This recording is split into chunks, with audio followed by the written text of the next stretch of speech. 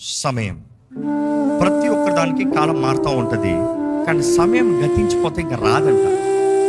సమయం వెళ్తే రాదంట. సమయం వెళ్ళిందే ఇంకా తిరిగి సంపాదించుకోలేమంట. Once time has passed, it's past. మీ జీవితంలో ఎంత సమయం పోయింది తిరిగి రానిది. మీ జీవితంలో ఎంత సమయం పోయింది తిరిగి వస్తే బాగుండే అని ఆశపడేది.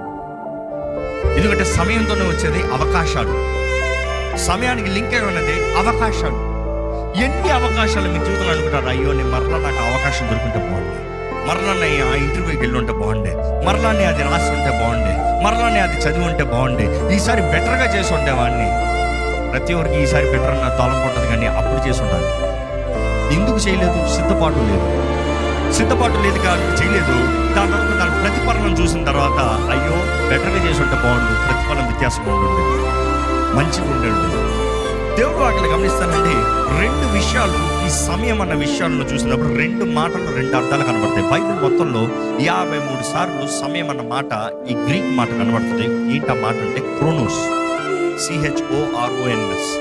క్రోనోస్ అన్న మాట